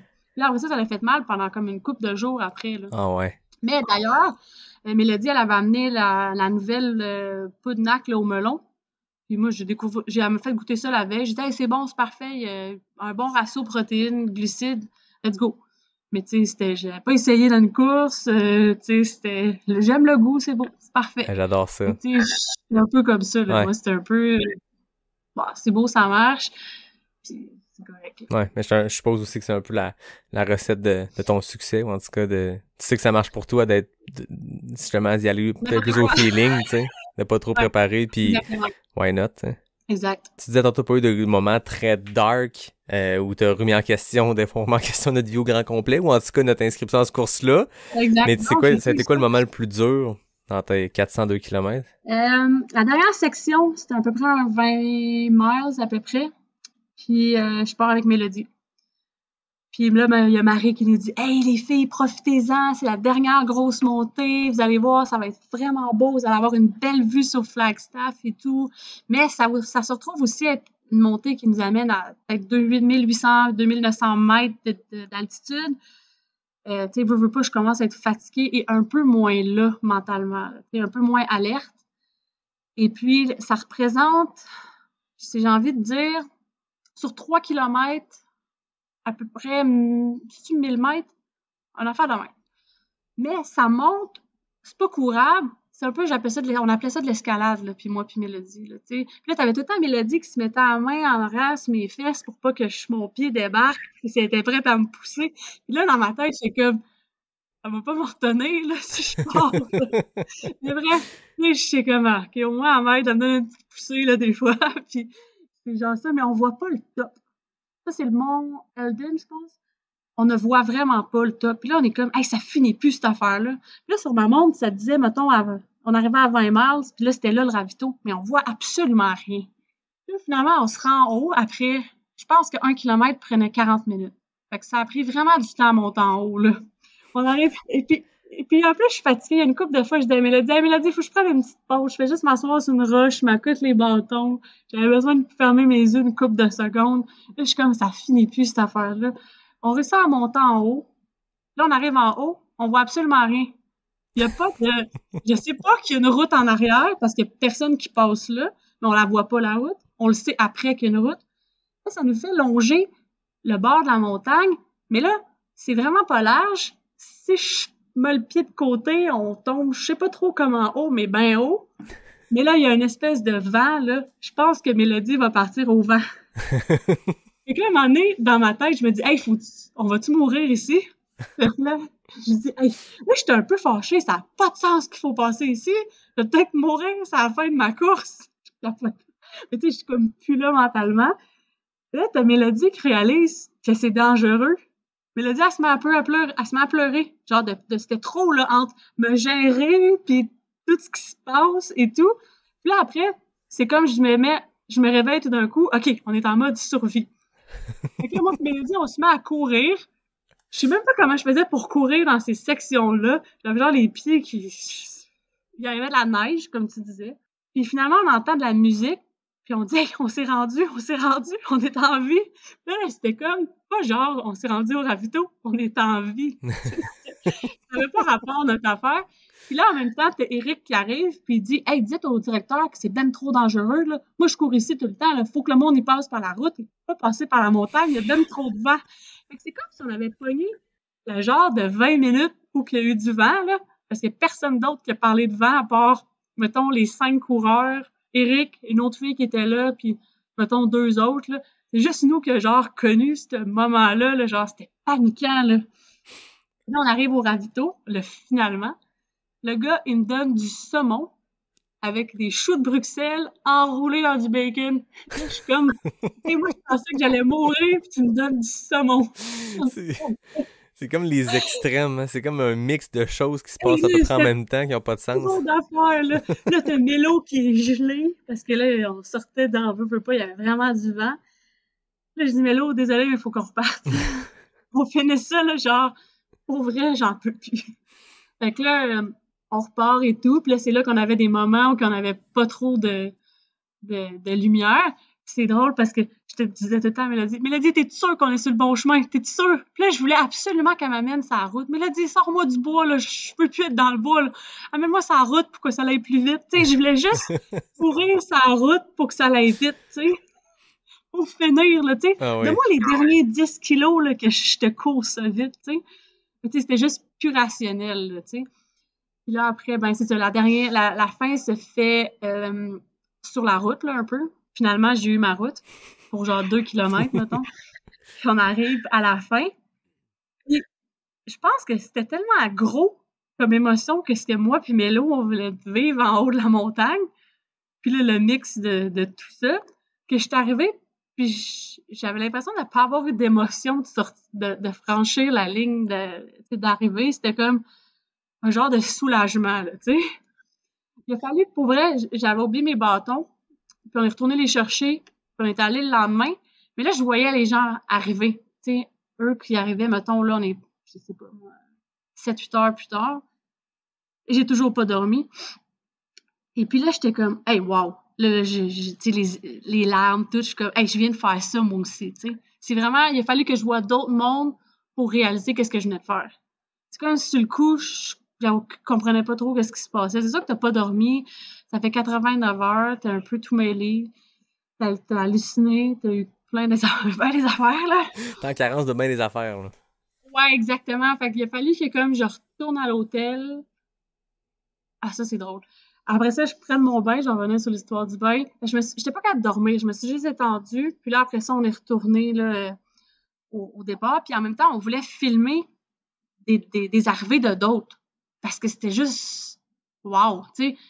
Moi, je trouve que je l'ai eu quand même facile, dans le sens que, comme j'ai dit, j'avais pas de moment dark. J'étais motivée du début à la fin et tout, mais il y en a là qui ont couru sur une cheville à moitié foulée. Il y en a que ça a été vraiment tough, là. Fait que, tu sais, des voir aussi arriver, puis là, de voir toutes ces émotions-là, puis le crew, puis tu sais, c'était juste wow, là. Tu sais, c'est là que tu dis, hey, c'est merveilleux qu'est-ce qu'on fait, puis la communauté, tu sais. Ouais, c'est malade. Fait que, pour revenir à l'histoire, c'est ça. Fait que, on arrive à l'hôtel qui ressemble à un genre de Super 8, là. Fait que, tu sais, un hôtel bien de base, là. Fait que, Marie m'avait de couleur bain et tout. Je sais même pas comment ça qu'ils m'ont laissé là. J'aurais pu me noyer, là. Je serais pas là, là. Fait que j'embarque dans le bain, pis tout. Hey, j'ai l'impression qu'il y a de la musique dans la salle de bain. Fait que là, après ça, j'ai dit, Marie, faut que je te le dise, là, mais t'as-tu mis de la. Il y avait pas de la. T'as-tu pas mis de musique ou une petite chanson, là, pendant que je prenais mon bain? Moi, j'hallucinais de la musique pendant que Ça n'a pas de sens. et je trouvais ça tellement drôle. Et, tu sais, c'est ça. Fait que, tu sais, ça fait des beaux souvenirs, comme on dit, ou des belles histoires à raconter. Ouais, c'est ça. Mais là, tu parles de l'hallucination, t'en as-tu eu pendant la course aussi? J'en ai pas eu tant que ça. Je dirais que j'en ai eu plus la fois que j'ai fait la backyard là, de 43 heures. Là, je te dirais que c'est plus des trucs déformés, ou mettons le vent qui devient des bruits d'auto, Mm-hmm. les oiseaux, tu as l'impression que c'est du monde qui parle, là, des genres de trucs de même. Là. Moi, qu'est-ce que j'ai pu penser, parce que j'ai peur des serpents, là, je pensais que toutes les branches allaient être des serpents, là. Mais finalement, même pas. C'est vraiment juste des trucs déformés, de la musique dans Dans le la bain. salle de bain. C'était pas mal ça. Mais de l'autre côté, j'avais lu que prendre la vitamine C. Non, c'est pas vrai. C'est Victoria qui a le record canadien du monde, dans le fond, sur 72 heures. Elle m'avait dit, prends de la vitamine C, ça l'aide pour les hallucinations. Bon, j'ai rien à perdre d'en prendre. Fait que moi, j'ai acheté ça à la pharmacie, là, des genres de petits sachets que tu mets dans l'eau. À la limite, ça goûte bon aussi. Ouais. Puis il y a certaines bases d'électrolytes quand même intéressantes dedans. Fait que ça fait changement. Fait que j'en ai pris quand même pas mal pendant. Fait que, regarde, est-ce que ça l'a aidé? Aucune idée, mais bref, j'ai pris ça pendant. Intéressant. Au pire, ça nuit pas, là, tu sais. Ouais, c'est ça, exact. La vitamine C, ça peut pas nuire. T'as parlé de votre moment qui était le plus dur ou le plus intense sur le bord de la falaise avec le vent. C'est quoi tes plus beaux souvenirs de la course, du parcours, de ce que vous avez vécu sur les sentiers? C'est sûr que il y avait un genre d'esprit d'équipe et tout qui s'est formé. Puis tu sais, même le après et tout de ça, c'est comme, hey, c'est juste magique, tu sais. Pour avoir fait des courses beaucoup, tu sais, quand même plusieurs fois tout seul, que tu t'organises et tout, hey, c'est vraiment complètement différent, tu sais, d'avoir une équipe, puis d'avoir un peu, aussi, on a fait un projet avec ça, d'un peu souder, comme, tu sais, puis ramener des gens ensemble pour un projet commun, là, ça, c'est un peu ce que je trouve le plus merveilleux de cette histoire-là. Puis veux pas, je pense que eux, ils ont quand même couru beaucoup aussi, mais je pense que tout le monde a beaucoup appris de cette aventure-là. Fait que, tu sais, je pense que chacun trouvait son compte. Fait que, tu sais, ça, c'est le fun, là. C'est sûr que j'étais contente d'être allée au bout de ce projet-là, parce que veux pas, tu commences ça. Oui, j'étais prête, mais il aurait pu m'arriver plein d'affaires qui auraient fait que, tu sais, j'aurais été obligée d'arrêter ou peu importe. Fait que, tu sais, j'ai comme vraiment eu une belle course. Fait que, tu sais, pour les fois que ça, tu sais, c'est pas toujours parfait, je peux pas dire que c'était parfait, mais c'était quand même pas loin, tu sais. Ouais. Fait que je me trouve bien chanceuse d'avoir pu vivre ça. Chanceuse, mais il y a beaucoup de travail aussi derrière ça. Ouais, c'est sûr qu'il y a beaucoup de travail. Je te redonne un peu de crédit parce que là, tu parles, fait deux, trois fois que tu dis la chance, je suis d'accord, des fois on a des bonnes journées, comme je le disais tantôt, Non, puis mais c'est ça, on sait j'ai pas eu une pourquoi. bonne journée, un bon 4 jours. Un bon 89 heures. Exactement. Mais là, tu fais une course de 250 miles, 402 km, ça se passe relativement bien, overall très bien. On l'a même pas dit encore, mais t'as terminé cinquième femme, c'est exceptionnel, le top 5 à Cocodona. Il y a de la grosse compétition qui se fait là. Des gens qui sont habitués à ce type de parcours-là, des Eric qui connaissent la falaise puis qui savent où mettre les pieds ou pas mettre les pieds. Mais là, tu finis ça. Est-ce qu'il y a comme une espèce de brèche qui vient de s'ouvrir de dire c'est quoi la prochaine affaire? Oui puis non. Tu sais, dans le sens que là, je cherche pas à faire plus. Le but, c'est pas de tout le temps aller plus loin, là, de plus long, là. C'est pas ça le but. Tu sais, c'est sûr que j'aimerais vraiment ça, comme je l'avais déjà mentionné, faire Bad Water, puis retourner faire une backyard. Puis, tu sais, comme là, je me dis, hey, j'ai réussi à faire 89 heures en dormant pas trop. Tu sais, comment que je peux gérer ça sur une backyard différemment, mettons? Parce que là, c'est un autre concept, puis tu recommences à chaque heure. Mais, tu sais, je pense que ça peut j'ai appris des choses que je pense que je peux amener sur la prochaine backyard, mettons. Fait que, tu sais, ce serait de voir. Fait que c'est un peu ça que je m'enligne, mettons, à court terme. Puis, tu sais, on verra. Tu sais, comme moi, je décide des fois à la dernière minute, là, un peu comme c'est arrivé. Fait que peut-être qu'à un moment donné, il va arriver une course que je connais pas ou peu importe, un projet, puis je vais dire « Ah, OK, ça m'intéresse, ça me tente. » Parce que, tu sais, c'est ça aussi qui est important, tu sais. Moi, j'ai sorti d'une course cette année parce que, pour peu importe la raison, des fois, tu as un feeling, ça te tente pas, peu importe c'est quoi la raison, mais je pense que tu peux pas pousser les choses, tu sais. C'est tellement de temps, c'est tellement d'implication, ces projets-là, que si t'es pas à 100%, même 110%, ça marchera pas. Non. Tu sais, il faut que tu t'arrives là, puis t'aies des étoiles dans les yeux quand t'en parles parce que ça te tente, tu sais. Si tu arrives des fois, t'es comme, ah, faut que je fasse ça, tu sais, bon, c'est l'heure de la course.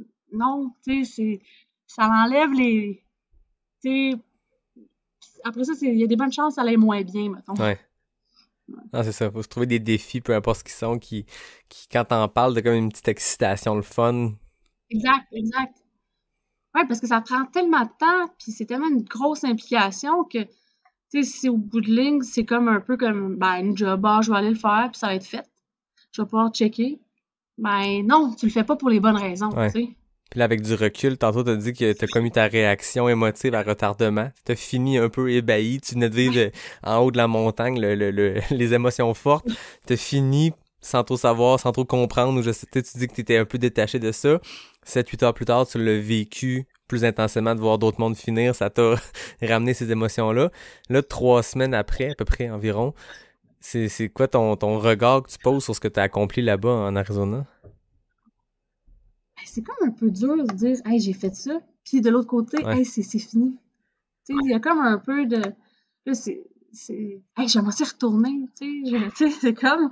C'est un peu un mélange de ça, mais des fois, je réalise pas « Hey, j'ai vraiment fait ça ». Tu sais, parce que là, comme je disais, j'ai un peu mal au tendon, mais tu sais, faut que je me rappelle que j'ai quand même demandé ça à mon corps, là. Fait que, tu sais, c'est quand même intense, là. Fait que... Non, honnêtement, je suis fière de qu'est-ce que j'ai fait. Tu sais, je suis contente. Puis, tu sais, aussi, je suis contente aussi de où qu'on veut amener ça, là, le après de mon Cocodona. Fait que, tu sais, c'est sûr que ça fait d'autres projets, puis je trouve ça vraiment le fun. C'est un sujet sur lequel je voulais t'amener, le Possible Attitude, Possible Attitude. C'est un truc que vous avez lancé, je pense que c'est Marie et toi, un peu avant Cocodona, puis je voulais que tu m'expliques ce que c'est, parce qu'on te suit encore toi sur les médias sociaux, mais il y a aussi ce compte-là, cette initiative-là qui a propagé ta course, ton expérience là-bas. Parle-moi de ça. Ben, dans le fond, qu'est-ce qu'on voulait, c'est dire, hey, tant qu'à aller à Cocodona, moi, un peu, là, la façon que je vois ça, tu sais, à un moment donné, je vais avoir 37 ans cette année. Tu sais, si je peux donner de l'expérience, de l'aspect mental à d'autres, je trouve ça parfait. Motiver d'autres gens et tout. Fait qu'on a dit, hey, comment qu'on pourrait juste, tu sais, avoir juste montrer aux autres que tout est possible. Tu sais, je pense pas que je suis née un athlète. Tu sais, oui, il y a du travail, oui, il y a des années d'expérience, mais c'est possible. Fait que, tu sais, juste démontrer que peu importe c'est quoi ton projet, c'est quoi tu as envie de faire dans la vie, ben, t'es capable. Tu sais, je pense que amener les gens à croire un peu plus en eux-mêmes, puis à se lancer, ben, des fois, les 2 pieds dans le vide, puis il arrivera ce qui arrivera, puis on y va avec le flow. Fait que c'est là qu'on a parti un peu l'idée de faire le vidéo, qui est un peu la base de ça. Mais qu'est-ce qu'on veut faire avec Possible, c'est éventuellement, on veut accompagner d'autres personnes comme un peu comme on a fait. Tu sais, le but, c'est que ce soit pas tout le temps mes courses puis c'est moi en arrière. Tu sais, que ce soit un autre athlète, à un moment donné, qui nous présente son projet puis nous dit « Hey, moi, là, mon rêve, c'est de faire ça. Ben, j'ai besoin d'aide, je sais pas comment y prendre.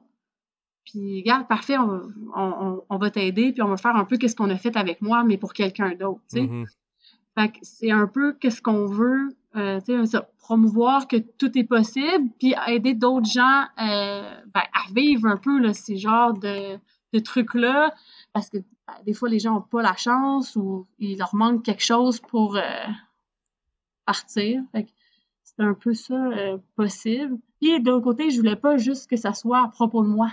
Tu sais, fait que là, c'est pas mon nom, c'est Mélodie aussi en arrière, c'est Marie, c'est Kevin. La même chose pour le film, tu sais, on fait pas juste me voir, on voit l'équipe, on voit eux leur perception, on voit, tu sais, parce que je veux pas, moi, les moments que je passe, c'est assez cool, tu sais. Fait que tu sais, il y a quand même eux en arrière qui vivent autre chose. Fait que c'était un peu de montrer tout ça, puis je voulais que ça soit très transparent, tu sais, dans le sens que si j'avais des moments, s'il y en avait eu, là, peu importe, ça me dérangeait pas que c'était montré, tu sais. Fait que c'était un peu ça. Fait que on sait pas exactement où que ça va nous mener, mais tu sais, on espère, c'est ça. Le but, c'est vraiment de promouvoir que tout est possible puis que tout le monde peut rêver grand puis réaliser des grandes choses. Ben écoute, c'est un très beau mot de la fin. C'est pas le mot tout à fait de la fin, j'ai d'autres affaires, mais je trouve que ça clôt bien. Puis moi, c'est ce que j'ai trouvé, puis c'est quand je t'ai écrit puis que tu m'as dit de quoi on va parler. T'sais. Oui, ton cocodona, mais tu sais, dans quelle langue on va prendre. Puis moi, il y a ça que qui a transparu dans votre expérience là-bas, c'est l'effet de gang. Tu sais, je veux dire, tantôt, je t'ai demandé c'est quoi ton côté le plus positif de la course. Tu m'as juste parlé d'humain, puis de ce que vous avez vécu ensemble. Tu m'as pas parlé d'un beau pitch avec une belle vue. Tu sais, t'es allé tout de suite dans l'expérience humaine, puis ça s'est vraiment ressenti dans votre expérience. Tu sais, autant toi, ce que tu as partagé après, mais même quand on pouvait vous suivre avec le compte de Possible, avec Mélodie, avec ce que Marie partageait, on sentait vraiment l'effet de gang, puis que c'était toi la coureuse, mais que c'était un projet de groupe, puis t'amener jusqu'à la ligne d'arrivée, c'était un effort collectif, puis c'est souvent ça pour les grandes aventures comme ça, parce que le crew est aussi important que tout le reste, mais là, on l'a vraiment senti intensément, puis je trouvais ça beau de la façon que c'était partagé, parce que on voyait vraiment que c'était un party de gang, là, tu sais, dans le meilleur et pour le pire, là. Exact, c'était pas mal ça. C'était tout bien proche, bien intime. Ouais, c'est parfait. C'est malade. C'est une belle expérience. Moi, tu le sais, d'habitude, je clôt avec les questions éclair NAC, mais là, tu as déjà participé. Fait que quand je reçois quelqu'un une deuxième fois, j'y vois avec une nouvelle twist, moins compétitive, moins dans le chrono, dans les questions ouvertes NAC. Fait que c'est 10 questions. Tu réponds ce que tu veux, il n'y a pas de limite de temps, c'est juste pour le fun. Parfait. T'es prête? Je suis prête. Tes espadrilles préférées? Norda. Ouais. T'as porté ça pendant 402 km? Pour vrai, j'ai porté la même paire tout le long. Et puis, moi, ça a donné là, que je voyais Norda partout. Je me suis commandé des Norda, je les ai essayés, je me suis fait des entraînements avec. Tu sais, c'est pas je te commandite, puis let's go, puis tout. Là, tu sais, là, maintenant, OK, là, ça a peut-être changé, mais je suis allée vraiment parce que c'était mon choix personnel. Tu sais, il y avait pas... puis c'était wow! Je les ai vraiment aimés. Puis c'est ça, c'est devenu mon coup de cœur. C'est une entreprise québécoise en plus. Exact. Fait que encore plus, t'encourages ici. Ils sont super fins. Fait que non, c'était...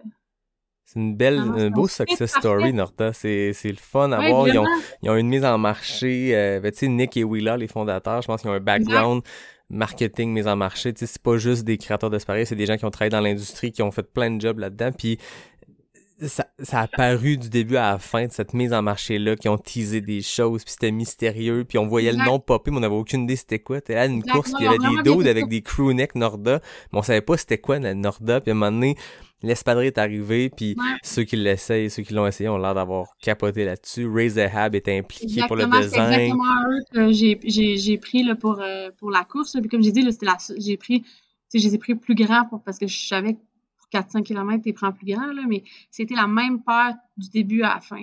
C'est malade. Non, regarde, c'est parfait comme ça. Ben oui. Ton repas d'avant-course? Hey, moi, je change pas grand-chose. Pour vrai, je sais même pas qu'est-ce que j'ai mangé. Je m'en rappelle même plus. Pour vrai, je suis pas du genre let's go, on fait un gros carb load. Là. J'essaie de manger normal, comme je mange toujours, puis d'augmenter un peu. Dans le sens, je vais pas manger une salade la veille. Là. Mm-hmm. Mais je peux même pas te dire qu'est-ce que j'ai mangé avant. Fait que c'est pas, il y a pas de rituel. Là. C'est pas n'importe quoi. Là. Ton repas d'après-course, ça a été quoi? Hey, c'était la fête à Kevin pendant la course, puis on l'a comme un peu oublié. Puis, fait que là, après, pas la nuit avec la chanson dans le bain, là, l'autre nuit, on était encore à Cocodona. Puis là, on était retourné à Phoenix. Puis là, Marie nous avait trouvé une belle petite place pour fêter Kevin. Fait qu'on a mangé des tacos. Très fort. Tacos et bière. Tacos et bière, c'est un bon repas d'après-course. Ton produit NAC préféré? Pour avoir pris la nouvelle poudre au melon d'eau tout le long, là, je te dirais que c'est rendu ça. Ça a bien marché? Ouais, parce que, tu sais, c'est quand même, je pense, c'est 250 calories pour, je sais pas combien la ration, là, mais, tu sais, ça te permet de peut-être moins manger, là. Fait que non, puis même le goût, c'était le melon d'eau, c'est parfait, là, surtout quand il fait chaud, là.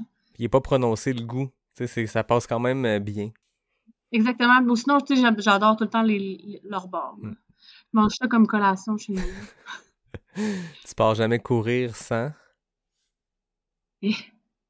Ma montre.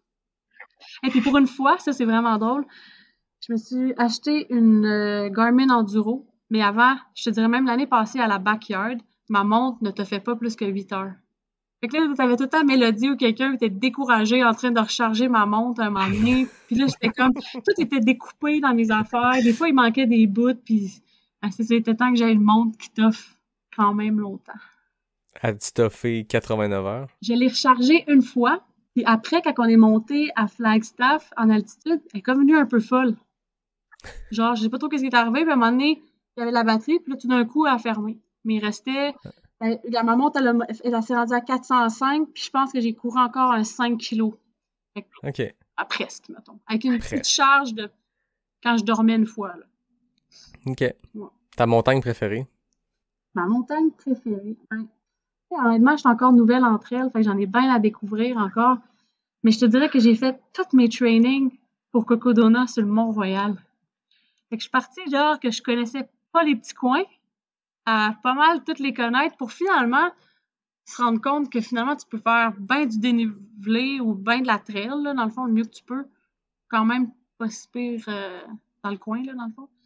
Ou sinon, off-road, tu sais, j'aime bien la montagne. Mm-hmm. Ton sentier préféré? Je pense que j'en ai pas encore. Il va falloir que je fasse plus de trails et plus de découvertes de nouveaux sentiers pour en avoir un. Mais je vais t'en revenir. Je vais t'en revenir avec ça. Parfait. C'est un projet pour l'été. Ouais, je vais t'en revenir avec ça. Ton idole de course? Je te dirais Courtney pour la personnalité. Mm-hmm. Mais tu sais, je trouve que ici au Québec, on a aussi beaucoup d'athlètes inspirants aussi. Tu sais, Marianne Hogan, tu sais, très simple. Tu sais, je pourrais en nommer d'autres, là, mais tu sais, des fois, t'as pas besoin d'aller chercher super loin pour... puis je pense qu'entre nous, on s'inspire toutes, là, fait que c'est ça, c'est parfait comme ça. Mais Courtney, pour l'avoir vu 2 fois des courses avec elle, là, c'est la personnalité, là. Et Courtney, c'était du genre à la backyard de pas mettre de lampe frontale, puis d'y aller avec la lune, puis elle mettait ses écouteurs, elle chantait, elle chante crissement mal. Elle s'en fout, tu sais, elle s'en fout. Puis là, elle montre ses nouveaux bas qu'elle a mis parce qu'elle vient de sortir une nouvelle paire pour, je sais pas, une coupe de boucles, puis tu sais, elle est très simple, tu sais. Ouais, elle se prend pas au sérieux. Exactement, fait que tu sais, ça, je pense que c'est qu'est-ce que je trouve beau, là. Ta plus grande fierté? À niveau course? Question ouverte. Je dirais la traversée de Charlevoix avec les enfants. Ouais. Ouais. Ça reste que c'est un projet familial. Et c'est aussi d'amener d'autres gens à se rendre à la fin d'un projet et non juste toi. Tu sais, moi, j'ai un certain contrôle, mais tu sais, t'as pas de contrôle sur les autres. Fait que, tu sais, d'avoir réussi à motiver, parce que ça a été ça aussi, là, tu sais, les enfants, là, c'est pas on avance puis on parle pas, là. C'est une autre game, là. On joue à des jeux, on chante des chansons de camp que j'ai dû me rappeler, que je savais même pas que je me rappelais. Quand t'es enfant, tu comptes les ponts, tu comptes, tu sais, c'est une autre dynamique, là. Fait que, ouais, je dirais que c'est ça, un projet en famille. Dernière question. Je pense qu'on connaît la réponse parce que quand t'en as parlé aujourd'hui, t'en as parlé à l'épisode 10, mais ta course bucket list? Badwater.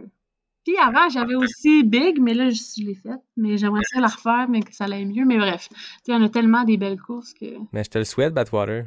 Ben oui, ça va marcher. Ben oui. Ben là, ce qui avait l'air de manquer, c'était un 100 mètres dans le dernier 13 mois. Je le disais tantôt, tu leur en as donné 2,5 en 4 jours. Là. Je pense que ça va. C'est ce que je me dis. Hein? Pas sûr qu'ils écoutent le podcast, mais si vous écoutez, prenez Stéphanie. Faut que ce soit en anglais. Ouais. Listen to Stéphanie. Take her. Non, mais en plus, il y a plein de monde qui avait écrit en dessous. Tu sais, il sait, là. Ben oui. Il m'a écrit personnellement, là. Tu sais, il est au courant que, comme, un jour. Tu sais, il m'avait aussi dit, tu pourrais venir... parce que si tu gagnes la course dans Keys, là, Ouais. au mois de mai, t'as un ticket automatique. Mais je suis comme, hey, je veux pas savoir que je vais à Badwater un mois et demi avant. Ouais, c'est ça. Tu sais, je veux le savoir au mois de janvier, puis je veux vraiment prendre le temps de vraiment enjoyer le processus pour me rendre jusque-là. Pas être genre, OK, j'ai 6 semaines, je viens de faire une course, je fais un taper, je fais 3 semaines, puis je refais un... Tu sais, non, c'est pas de même que je veux... tu sais, je veux vraiment prendre le processus puis le temps pour m'entraîner, pour me rendre. C'est clair. Ben écoute, moi je te le souhaite. Puis la partie 2 de notre collaboration. Le partie 1, ça a été ta course à Kelowna. Partie 2, ça a été Cocodona. Si tu fais Badwater, tu me feras signe. On fera une partie 3. Parfait. C'est un deal. Yes. Avant qu'on se laisse, moi, ça fait quelques épisodes que je laisse traîner des indices en fin d'épisode parce que là, l'épisode 100 et 101 approche puis je les enregistre en vrai devant public au Faux Mouvement à Québec. Faux Mouvement qui est partenaire avec Norda d'ailleurs, dont tu parlais plus tôt. Les places sont très, très, très limitées. Fait que les épisodes, les derniers qui vont se rendre jusqu'au 99, jusqu'au 100e, je laisse des indices. Là, on va leur donner un indice. Tantôt, on parlait de tes 43 boucles à la backyard à Kelowna. La première personne qui va m'écrire sur Instagram à la sortie de l'épisode, le total de kilomètres que tu as parcouru cette journée-là, puis exact, là, pas un chiffre arrondi. Le total de kilomètres que tu as fait après 43 boucles de backyard. Première personne qui m'écrit ça en commentaire, pas en commentaire, mais en message privé sur Instagram, tu gagnes 2 places. Fait que bon, faut avoir la bonne réponse, mais il faut aussi être disponible le 12 juin, le dimanche, en après-midi. C'est un 4 à 7. Fait que voilà, on leur laisse cet indice-là, puis on verra qui remporte. J'ai déjà 2 gagnants dans les 2 derniers épisodes. C'est drôle de voir, ça va vite, ça gâchette, faut être rapide. Puis là, il y a ceux qui ont manqué leur chance les 2 premières fois.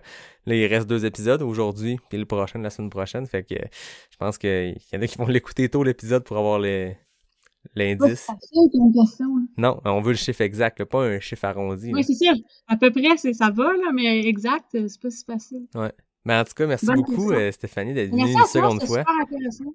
Toujours un grand plaisir de te parler. Puis je pense que ton discours, ton approche du sport, ta façon d'en parler, je suis certain que ça résonne beaucoup auprès des gens. Puis je pense pour ça que t'es quelqu'un qui est très suivi, qui est très, tu sais, je veux dire, je te le disais tantôt, mais c'est pas une joke, là, je veux dire, pendant Cocodona, moi je voyais le monde s'en parler, puis j'avais une sortie de course avec des amis, puis ça parlait de tout ça, puis ça a été 4 jours à te suivre à distance, et je pense que t'avais une gang de Québécois qui te suivaient. Moi, j'étais déconnectée de ça, j'ai même pas, j'ai vu un moment donné, là, puis à la fin, là, Oui, à un moment c'est donné, normal. j'avais comme je sais pas comment de notifications, fait que j'étais un peu déconnectée de tout ça aussi, là. Mais c'est une bonne chose aussi. Tu veux pas être connecté à ça pendant ta course non plus, là. Non, c'est ça. Puis même après, j'ai comme pas pu, tu sais, il y avait tellement d'affaires. Puis des fois, c'était des stories, fait que t'étais plus là. Ben, c'est ça. La course est tellement longue que quand tu vois la story, tu la vois plus. Quelqu'un t'a identifié, mais tu sais pas ce que c'est. Fait que je l'ai même pas vu, là. Fait que des fois, j'étais juste dans des trucs qui n'existaient plus, là. Fait que... En tout cas, sache que les gens te suivaient puis les gens t'encourageaient. Puis, merci.